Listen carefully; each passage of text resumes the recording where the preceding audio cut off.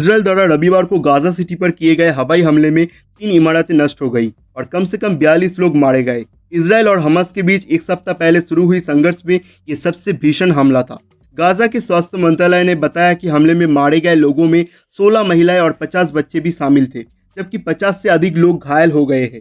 इससे पहले इजरायली सेना ने कहा था कि उसने दक्षिण शहर खान यूनिस में अलग हवाई हमले में गाजा के शीर्ष हमास नेता के आवास को ध्वस्त कर दिया।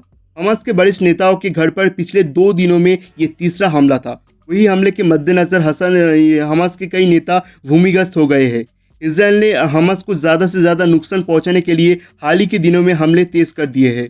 वही अंतर्राष्ट्रीय वार्ताकार भी इन दोनों पक्ष के बीच मध्यस्थता का प्रयास कर रहे हैं, लेकिन हमास के नेताओं के निशाना बनाए जाने से इन प्रयासों में मुश्किल आ सकती है। पूर्वी जेरूसलम में इस महीने की शुरुआत में तनाव तब शुरू हुआ जब फिलिस्तीनियों ने शेख ज़हरा में उन्हें निकाला जाने के खिलाफ प्रदर्शन किया और इजरायली पुलिस ने अल अक्सा मस्जिद में कार्रवाई की। ये लड़ाई पिछले सोमवार को शुरू हुआ जब जेरूसलम को बचाने का दावा करने वाले हमास ने लंबे दूरी की रॉकेट दागने शुरू कर दिए। संघर्ष में अन्य जगह पर भी फैल गया और वेस्ट बैंक और इसराइल में भी कई जगह पर यहूदी और अरब नागरिकों के बीच झड़प देखने को मिली। इस संघर्ष में गाजा में 55 बच्चे और 33 महिलाएं समेत 188 फिलिस्तीनी मारे गए और 1230 लोग जख्मी भी हुए। वहीं इसराइल में 8 लोगों की मौत हुई है, जिसमें से एक 5 साल का बच्चा भी शामिल है।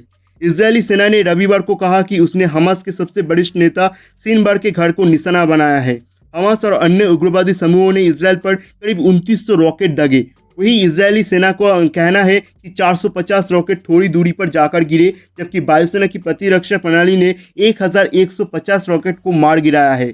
इसराइल ने गाजा की तरफ सैकड़ों हवाई हमले किए हैं, जहां करीब 20 लाख फिलिस्तीनी रहते हैं।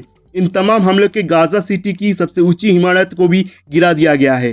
वही कहा कि इसमें हमास के जुड़ी दफ्तर थे। वही शनिवार को एक बहुमंजिला इमारत को भी ध्वस्त कर दिया गया है, जिसमें द एसोसिएट प्रेस और अन्य मीडिया संस्था को भी कार्यालय था। इसराइल के प्रधानमंत्री बेंजामिन नेतन्याहू ने कहा कि जब तक ज़रूरत पड़ेगी तब तक ये अभियान जारी रहेगी। बहरहाल इस पूरी लड़ाई पर आपकी क्या प्रतिक्रिया है, हमें कमेंट्स में बताइए। साथ ही वीडियो को लाइक और शेयर करें और ऐसे ही देश और दुनिया की छोटी बड़ी अपडेट जानने के लिए सब्सक्राइब करें हमारा चैनल न्यूज़ चैटर को।